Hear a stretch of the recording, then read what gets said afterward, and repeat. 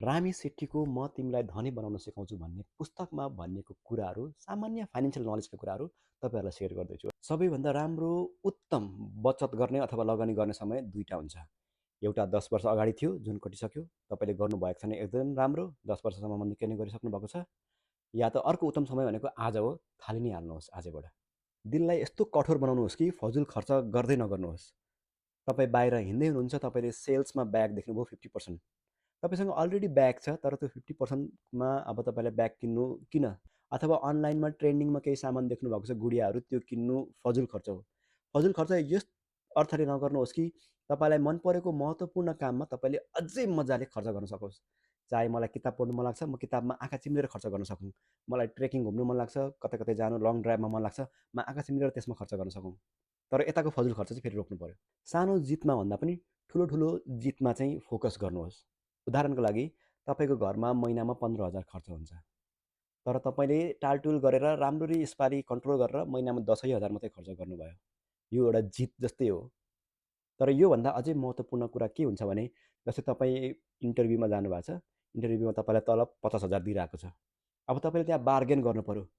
Loyal छु, म honestly काम गर्छु, यो त्यो भनेर अब तपाईँले 50,000बाट आफ्नो तलबलाई 55,000 बढाउनु भयो होइन? हो, 50,000बाट 55,000 तलब बढ्नु भनेको त महिनै पछि 5,000 देख्दा ज्यादा आउनु हो नि त। यो चाहिँ ठुलो जित हो। ठुलो जितमा फोकस गर्नुहोस् अरे सानो जितमा भन्दा पनि। सानो जित पनि राम्रै हो, तर ठुलो जितमा फोकस गर्नुभयो भने अझै राम्रो हुनेछ। अघिकै एक्जाम्पलबाट बुझाउँछु। तपाईँसँग महिनामा 15,000 खर्च हुन्छ घरमा, तर तपाईँले 10,000मा ल्याउनु भयो कन्ट्रोल गरेर। खर्च कम गर्नेको पनि एउटा लिमिट हुन्छ, तर तपाईँ 10,000भन्दा मुनि आउन सक्नुहुन्न, किनकि मिनिमम बिल, रेन्ट, स्कुलको फी, खाना त गर्नै पऱ्यो। 10,000भन्दा अझै कम त आउनै सक्नुहुन्न। त्यही हो 10,000 सबैभन्दा कम्ती तपाईँले एक्सपेन्स गर्न सक्नुभएको, बचाउनु भएको भनेको होइन? हो, यसमा लिमिट हुन्छ तपाईँले कति बचाउने, तर स्यालेरी आफ्नो कति बढाउने त्यसमा लिमिट हुँदैन। तपाईँले सिप सिक्नु पऱ्यो, घरमा वाइफले पनि अर्को काम गर्नु पऱ्यो। तपाईँको इन्कम चाहिँ माथि कुन हदसम्म जाने, त्यसको चाहिँ लिमिट नहुने रहेछ। चाहे नयाँ सिप सिकेर होस्, चाहे त्यो काम छोडेर अर्को काममा गएर होस्, चाहे जेसुकै गरेर होस्, इन्कमको माथिको चाहिँ लिमिट नहुने रहेछ। लास्टको चाहिँ रुल्स इमर्जेन्सी फन्डको रुल हो। यो चाहिँ हरेक पुस्तकमा पाइन्छ है त। मानौँ कि तपाईँसँग 5,00,000 रुपियाँ छ, तपाईँलाई थाहा छैन त्यो 5,00,000लाई के गरौँ। न तपाईँलाई सुनको बारेमा ज्ञान छ, न स्टकको बारेमा ज्ञान छ, न सेयर्सको बारेमा, न रियल इस्टेट, न तपाईँलाई क्रिप्टोको बारेमा केही थाहा छैन तपाईँलाई के गरौँ, न फरेक्सको बारेमा। अब त्यसलाई के गर्ने?